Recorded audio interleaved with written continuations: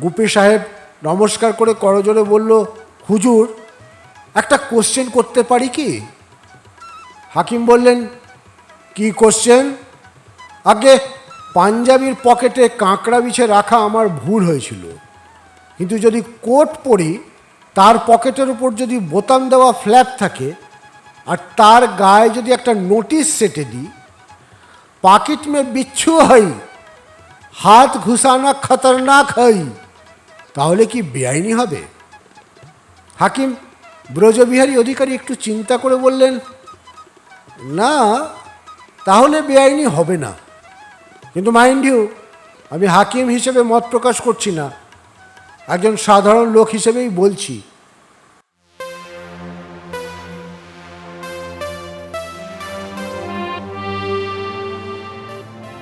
নমস্কার বন্ধুরা, গল্পের ঢেউয়ে ঢেউয়ে আপনাকে স্বাগত। গল্পের ঢেউয়ে ঢেউয়ে আজকের গল্প পড়ব গুপি সাহেব। লেখক পরশুরাম। গল্প পাঠে আমি সাগর লাহিড়ী।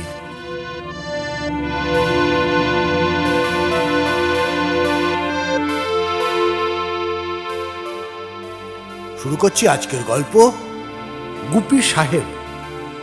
লেখক পরশুরাম।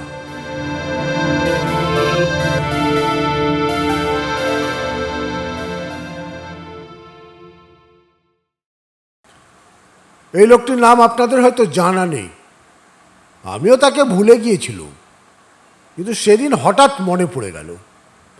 তার যে ইতিহাস নয়নচাঁদ পাইন আর দাশু মল্লিককে বলেছিলুম, তাই আজ আপনাদের বলছি।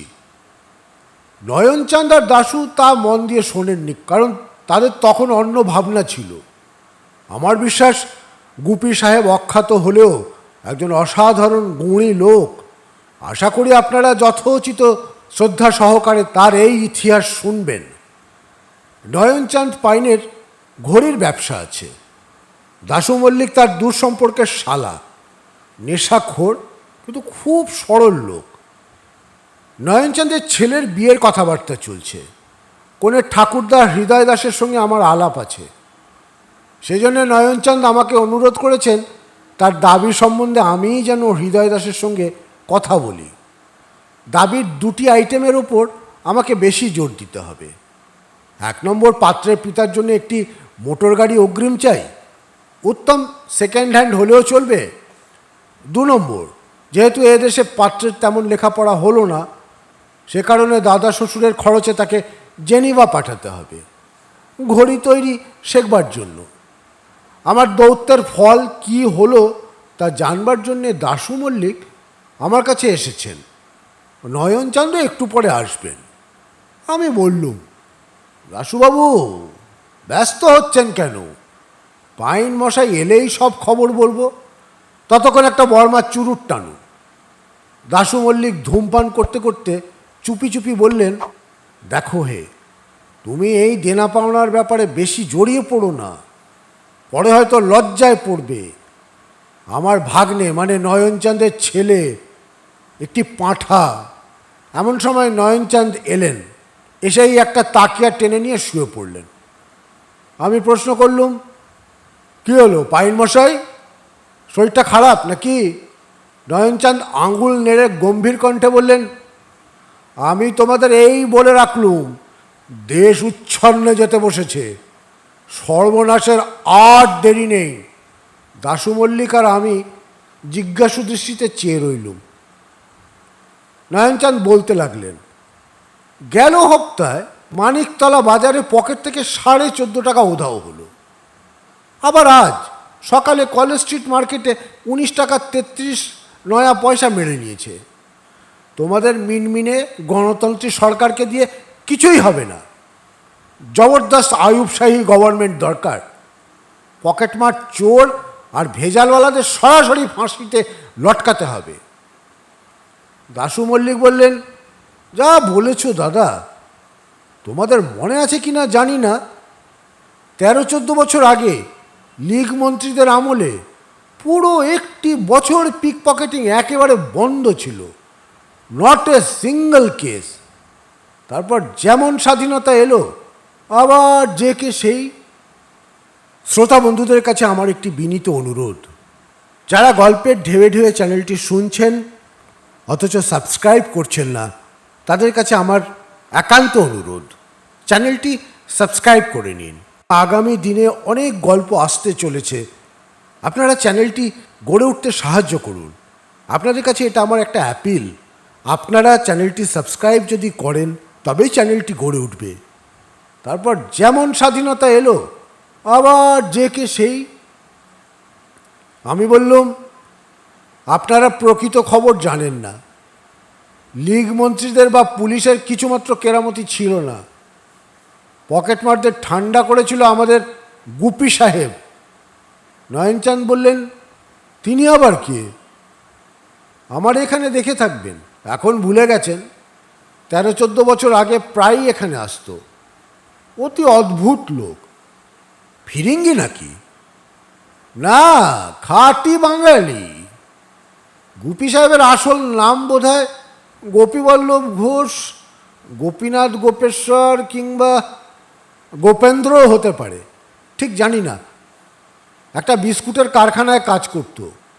এখনকার ছোকরারা যেমন প্যান্ট শার্ট পরে গলায় লম্বা টাই উড়িয়ে খালি মাথায় রোদে রোদে ঘুরে বেড়ায়, স্বাধীনতার আগের যুগে তেমন ফ্যাশন ছিল না। রামানন্দ চাটুর্যমশাই একবার লিখেছিলেন, রোদে বেরোতে হলে মাথায় হ্যাট দেওয়া ভালো, দেশি সাজের সঙ্গেও তা চলতে পারে। গুপি এই উপদেশটি শিরোধার্য করেছিল। ধুতি পাঞ্জাবি পরে মাথায় শোলা হ্যাট দিয়ে বাইসাইকেল চড়ে ঘুরে বেড়াতো। একবার অর্ধদয় যোগের সময় তাকে দেখেছিল, একটা গামছা পরে আর একটা গামছা গায়ে জড়িয়ে মাথায় হ্যাট দিয়ে হাতে কমণ্ডলু ঝুলিয়ে গঙ্গা স্নানে যাচ্ছে। এই হ্যাটের জন্যই সবাই তাকে গুপি সাহেব বলতো। নয়নচাঁদ বললেন, তোমার ভনিতা রেখে দাও, পকেট মারা কিসে বন্ধ হলো তাই চটপট বলে ফেলো। আমাদের এখন অনেক কাজ আছে। একটা বিয়ের জোগাড় কি সোজা কথা? একটু চটে গিয়ে আমি বললুম, গুপি সাহেব হেজি পেজি লোক নয়, তার ইতিহাস বলতে সময় লাগে, আর ধীরে সুস্থে তা শুনতে হয়। আপনাদের যখন ফুরসত নেই তখন থাক। নয়নচাঁদ বললেন, আরে না না, রাগ করো কেন? কি জানো, মনটা একটু খিঁচড়ে আছে, তাই ব্যস্ত হয়েছিলুম। হ্যাঁ, ভালো কথা, শুনলুম হৃদয় দাস নাকি একটা ভালো রোভার গাড়ির জন্য বায়না করেছে। তাহলে কঞ্জুস বুড়োর সুবুদ্ধি হয়েছে? তা হয়েছে। বেশ বেশ, নিশ্চিন্ত হওয়া গেল। যাক, এখন তুমি গুপি সাহেবের ইতিহাস বলো। আমি বলতে লাগলুম, গুপি সাহেব লেখাপড়া বেশি শেখেনি, কিন্তু ছোকরা খুব পরোপকারী ছিল, আর হরেক রকম জানোয়ার সম্বন্ধে তার অগাধ জ্ঞান ছিল। তার মক্কেলও ছিল বিস্তর। পয়সার জন্যে নয়, শখের জন্যেই সে ফরমাস খাটত। তবে কেউ কিছু দিলে খুশি হয়ে নিয়ে নিত। মনে করুন আপনি একটা ভালো কাবুলি বেড়াল চান, গুপি সাহেব ঠিক জোগাড় করে দেবে। এমন বেড়াল যার ন্যাজ খ্যাকশিয়ালকেও হারিয়ে দেয়। আমাদের পাড়ার রাধাশ্যাম গোসাইয়ের নাতির শখ হলো একটা বুলডগ পুষবে, কিন্তু বাড়িতে মাংস আনা বারণ। গুপি সাহেব এমন একটা কুত্তা এনে দিল যে ভাত ডাল ডাঁটা চচ্চড়িতেই তুষ্ট, আর হাড়ের বদলে এক টুকরো কঞ্চি বা একটা পুরনো টুথব্রাশ পেলেও তার চলে। কালীচরণ তন্ত্রবাগীশকে মনে আছে? লোকটা গাঢ় শাক্ত। রাধাকৃষ্ণ কি সীতারাম শুনলে কানে আঙুল দিতেন। তার শখ হলো একটা ময়না পুষবেন, কিন্তু বৈষ্ণবী বলি কপচালে চলবে না। গুপি সাহেব তারাপীঠ না চন্দ্রনাথ কোথা থেকে একটা পাখি নিয়ে এলো। সে গাঁজাখোরের মতন হেড়ে গলায় শুধু বলতো, তাড়া তাড়া বলো সালারা। সেই সময় হ্যারিসন রোডে বিখ্যাত সিনেমা হাউস ছিল ঝমক মহল। করুগেট লোহার ছাদ, তার নিচে কাঠের সিলিং। বহুকালের পুরনো বাড়ি, সিলিংয়ে অনেক ফাঁক ছিল, তাই দিয়ে বিস্তর পায়রা ঢুকে ভেতরের কার্নিশে রাত্রি যাপন করত। অডিটোরিয়ামে এত নোংরা হতো যে দর্শকরা হল্লা করতে শুরু করলো। ম্যানেজার হরমুজজি ছিপিওয়ালা পায়রা তাড়াবার অনেক চেষ্টা করলেন, কিন্তু কিছুই হলো না। মেরে ফেলবার উপায় নেই। কারণ হিন্দুর চোখে গরু যেমন ভগবতী, তেমনি হিন্দু, মুসলমান আর পারসির চোখে পায়রা লক্ষ্মীর প্রজা। ছিপিওয়ালা সাহেব লোক পরম্পরা শুনলেন পায়রা তাড়াতে পারে একমাত্র গুপি সাহেব। তাকে কল দেওয়া হলো। সে বলল, খুব সোজা কাজ।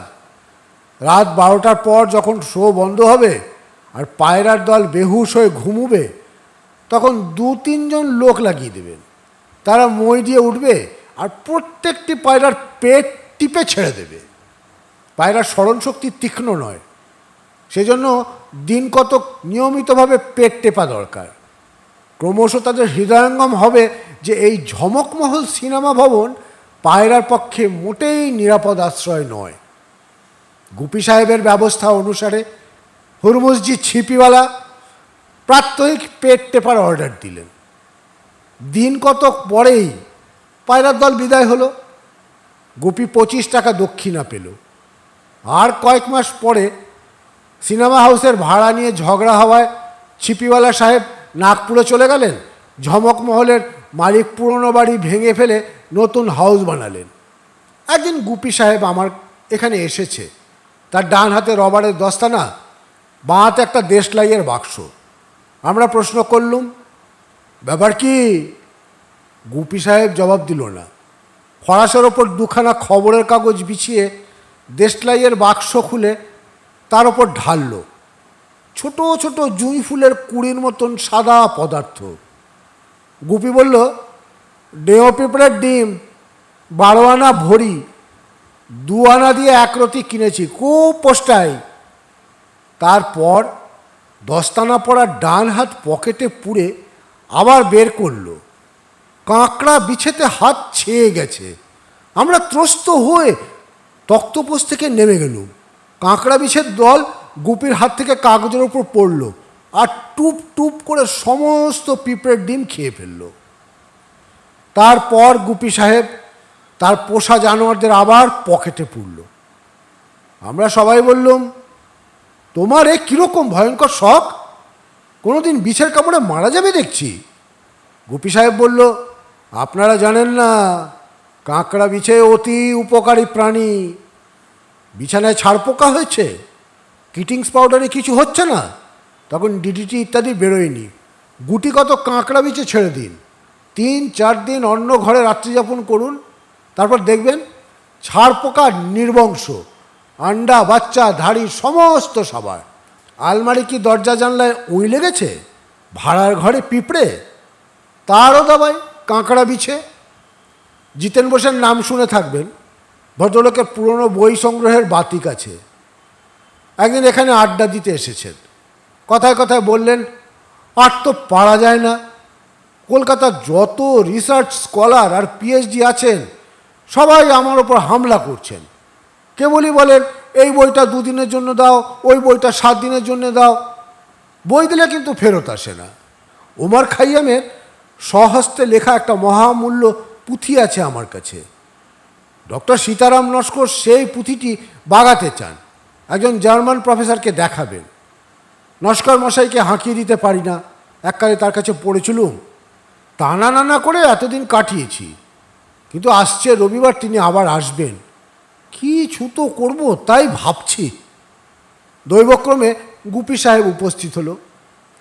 সে বলল, আপনি ভাববেন না জিতেনবাবু, আপনার প্রত্যেক আলমারিতে আমি 5টি করে কাঁকড়া বিছে ছেড়ে দেবো আর গুটি 10 ডিম। কেউ বই চাইলে বলবেন, আলমারি বিছে ভর্তি, বই নিতে পারেন, অ্যাট ইয়োর রিস্ক। জিতেনবাবু রাজি হলেন। গুপি সাহেব যথোচিত ব্যবস্থা করল। তারপর ডক্টর নস্কর এসে অমর খাইয়াম চাইলেন। জিতেনবাবু বললেন, মহা মুশকিল স্যার, সব আলমারি বিছে ভরে গেছে। এই সেদিন আমার ভাগ্নেকে কামড়েছে, বেচারা হাসপাতালে আছে, আমার তো হাত দেওয়ার সাহস নেই। আপনি যদি নিরাপদ মনে করেন তবে বইটা খুঁজে বের করে নিতে পারেন। ডক্টর নস্কর সন্দিগ্ধ মনে আলমারিতে উকি মেরে দেখলেন কাঁকড়া বিছে সঙ্গীন খাড়া করে পাহারা দিচ্ছে। তিনি তখনই ও বাবা বলে প্রস্থান করলেন। এবার গুপি সাহেবের মহত্তম অবদানের কথা শুনুন। কিছুকাল তার দেখা পাইনি। হঠাৎ একদিন সন্ধ্যাবেলা টেলিফোন বেজে উঠল। কে আপনি? উত্তর এলো, আমি গুপি, আপনাদের গুপি সাহেব, মুচিপাড়া থানা থেকে বলছি। আমাকে গ্রেপ্তার করেছে, শিগগির আসুন, বেল দিতে হবে। থানায় গিয়ে দেখলুম একটা সরু কাঠের বেঞ্চে বসে গুপি সাহেব পা দোলাচ্ছে। দারোগা গুলজার হোসেন তার চেয়ারে বসে কটমট করে তার দিকে চেয়ে আছেন। গুপির পাশেই বেঞ্চে আর একটা লোক বসে আছে, রোগা বেটে, অল্প দাড়ি আছে, পরনে ময়লা ইজার, ফর্সা জামা, মাথায় টুপি। লোকটি কাতর স্বরে মাঝে মাঝে বাপ রে বাপ বলছে, আর একটা গামলায় বরফ দেওয়া জলে হাত ডোবাচ্ছে। আশ্চর্য হয়ে আমি জিজ্ঞাসা করলুম, ব্যাপার কি ইন্সপেক্টর সাহেব? গুলজার হোসেন বললেন, এই গোপী ঘোষ আপনার ফ্রেন্ড, অতি ভয়ানক লোক। এ বেচারা ছোট্ট মিয়ার জান নিয়েছেন। ব্যাপার যা শুনলুম তা এই, গুপি সাহেব বউবাজারে কি কিনতে গিয়েছিল। ছোট্ট মিয়া পকেট মারবার জন্য গুপির পকেটে হাত পড়ে সঙ্গে সঙ্গে দুটো কাঁকড়া বিছে তাকে কামড়ে দেয়। যন্ত্রণায় চট্টু অজ্ঞান হয়ে পড়ে। তখন দুজন পাহারাওয়ালা তাকে আর গুপি সাহেবকে গ্রেপ্তার করে থানায় নিয়ে আসে। আমি নিবেদন করলুম, চট্টু মিয়া পকেট মারবার চেষ্টা করেছিল, তাকে আপনারা অবশ্যই প্রসিকিউট করবেন, কিন্তু গুপি সাহেবের কসুর কি? ওকে তো আটকাতে পারেন না। দারোগা সাহেব গর্জন করে বললেন, আমাকে আইন শেখাবেন না মশাই। এই গোপী একজন খুনি, ডেঞ্জার টু দ্য পাবলিক। গরিব বেচারা ছোট্ট মিয়া একটু আধটু পকেট মারে, কিন্তু তার জন্যে আমরা আছি। সোহরাবর্দী সাহেব আছেন, লাট সাহেবই আছেন। ছোট্টুর জান নেবার কোনো ইখতিয়ার আপনার এই ফ্রেন্ডের নেই। আমার কথার কোনো ফল হলো না। 100 টাকার বেল দিয়ে গুপিকে খালাস করে নিয়ে এলুম। 5 দিন পর ব্যাংশাল স্ট্রিটের কোর্টে মোকদ্দমা উঠল, শুধু গুপির কেস। পকেটমার চট্টুর বিচার পরে হবে, সে তখনও হাসপাতালে। সরকারি উকিল বললেন, ইওর অনার, এই আসামি গোপী ঘোষকে কড়া সাজা দেওয়া দরকার।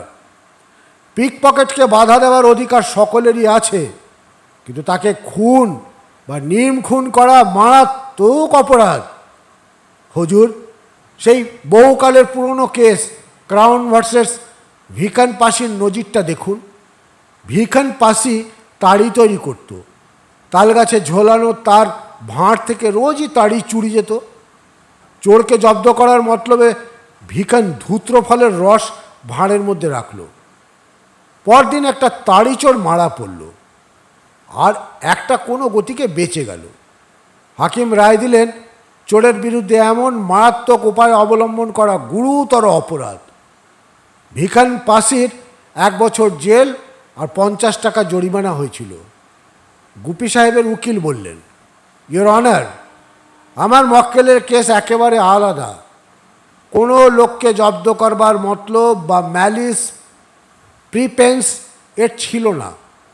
পিক পকেটদের প্রতিও শত্রু ভাবাপন্ন নন। ইনি শখ করে কাঁকড়া বিছে পোষেন, তাদের ট্রেনিং দেন, আদর করেন, ভালোবাসেন, তাই সঙ্গে সঙ্গে রাখেন।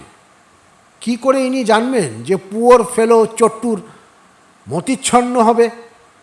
ইনি তার অনিষ্ট চেষ্টা করেননি। এর পালিত অবোধ প্রাণীরাই আত্মরক্ষার জন্য চট্টুকে কামড়ে দিয়েছিল। চট্টু মিয়ার প্রতি আমার ক্লায়েন্টের খুব সিম্প্যাথি আছে, কিন্তু এর দায়িত্ব কিছুই নেই। হাকিম ব্রজবিহারী অধিকারী ভুক্তভোগী লোক, বারদুই তারও পকেট মারা গিয়েছিল। হাসি চেপে বললেন, পকেটে কাঁকড়া বিছে নিয়ে বাজার যাওয়া অন্যায় কাজ। আসামি অপরাধী, ওকে সতর্ক করে দিচ্ছি, আর যেন এমন না করেন। আচ্ছা গোপীবাবু, আপনি যেতে পারেন। গুপি সাহেব নমস্কার করে করজোরে বলল, হুজুর, একটা কোশ্চেন করতে পারি কি? হাকিম বললেন, কি কোশ্চেন?